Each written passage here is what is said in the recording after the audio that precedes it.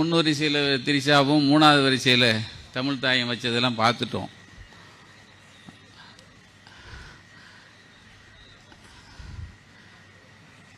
ஏன்னா உரிமையோடு போராடி வந்தவங்களுக்கு தானே அந்த அருமை தெரியும்.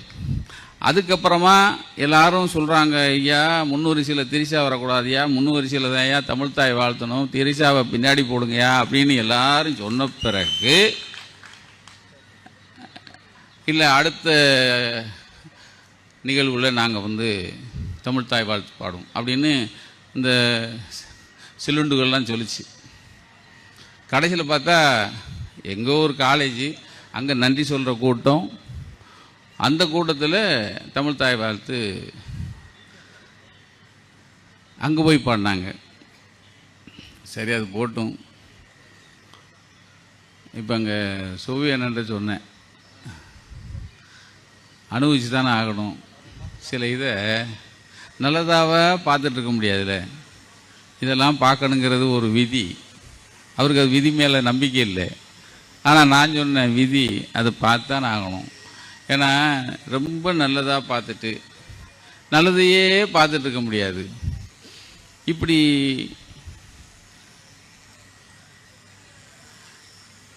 என்னையா பட்டு வேட்டி பட்டு சட்டை கட்டி வந்ததை அதை ரீல்ஸ் போட்டுறாங்க. அவங்க வாழ்க்கையில் ஒருத்தன் பட்டு வேட்டி பட்டு சட்டை கட்டிட்டு வந்துட்டான், ஐயோ கால் பட்டு வேட்டி பட்டு சட்டை கட்டிட்டு வந்துட்டாங்கிறத மாத்திரமே வச்சு ரீல்ஸ் போட்டுறான். அதை பார்க்குறான். இந்த நாடு எதை நோக்கி போகுது? எங்கள் அக்கா பேசும்போது சொல்லிச்சு மேகதாதுன்னு. மேகதாதுன்னா அங்கே முதல்ல அவங்களுக்கு என்னன்னு தெரியணும்ல. மேகதாதுனா என்ன, இதுக்கு எப்படி குரல் கொடுக்குறதுன்னு ஒருத்தன் சொல்லித்தரணும்ல. சேர்ந்தவன் பூரா சிவலிங்கமாக இருந்தால் அப்புறம் என்ன பண்ணுவீங்க? மேகதாதுக்கு யார் போராடுறது? அவன் நான் கட்டுவேங்கிறான், காது கேட்கல. இங்கே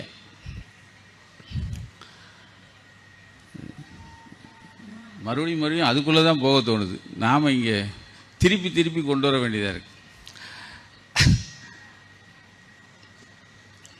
எனக்கு நான் இங்கே நிற்கிறதுக்கு நான் கலைஞர் தான் காரணம்னு சொன்னதுக்கு நிறைய காரணங்கள் இருக்குது.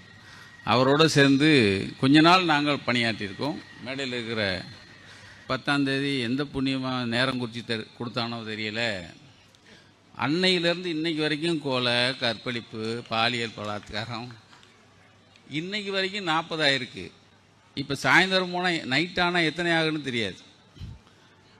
அது எந்த ஜோசியக்காரன் கண்டுபிடிச்சான்னு கொடுத்து அவனுக்கு நீங்கள் பாராட்டணும். அவன் தான் நேரம் குறித்து கொடுத்துருக்கான், இந்த நேரத்தில் இந்த சேரில் இப்படி போய் உக்காரு அப்படின்னு சொல்லி.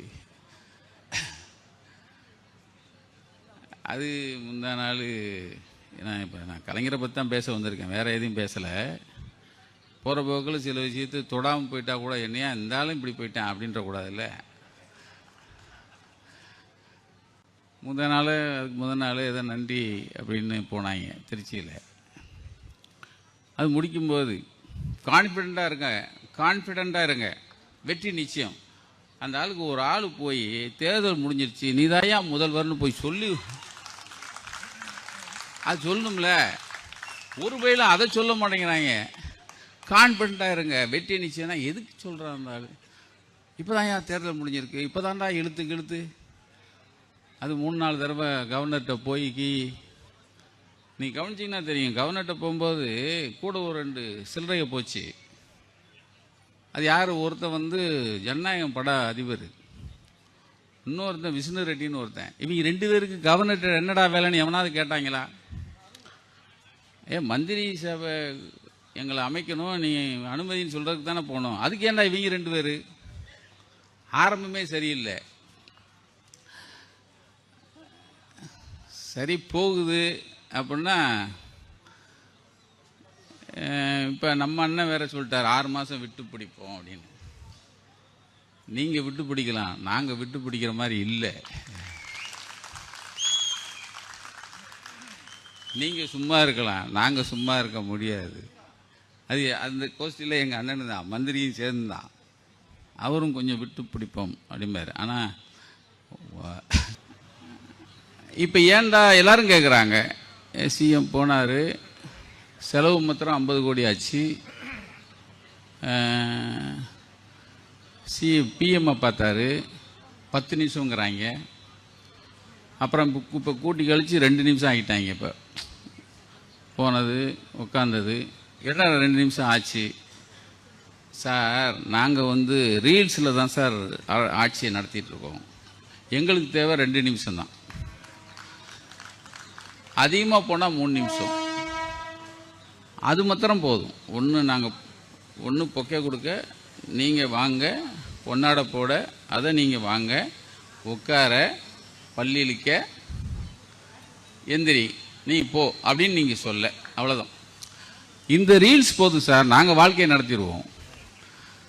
அது தெரியாமல் நம்ம ஏன் இவர் பிஎம் பார்த்தாரு, ஏன் பேசலை, அவர் என்ன முத்துவேல் கருணாநிதி ஸ்டாலினா, இல்லை அவர் என்ன முத்தமிழ் அறிஞரா?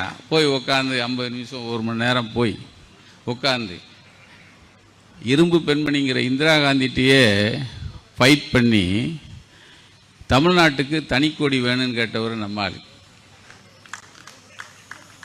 அந்த கொடியை டிசைன் பண்ணிட்டு போயிட்டாராம். போன உடனே அந்தம்மா போச்சுரா, இவரை மாதிரி ஒவ்வொரு மாநிலத்துக்கும் கேட்டாங்கன்னா என்ன ஆகுறது, கொஞ்சம் பொறுங்க அப்புறம் டிஸ்கஸ் பண்ணுவோன்னு இருக்காரு. அப்போ எங்களுக்கு இந்த சுதந்திர தின விழாவுக்கு கொடியேற்ற உரிமையாவது கொடுங்க அப்படின்ட்டு வாங்கிட்டு வந்திருக்காரு அவர். இந்த வரப்போகிற ஆகஸ்ட் 15 தான் முதல்வராக இருக்கவங்கிறதையே மறந்துட்டு இருக்கிறவர் ஆகஸ்ட் 15 கொடியேற்றணும்.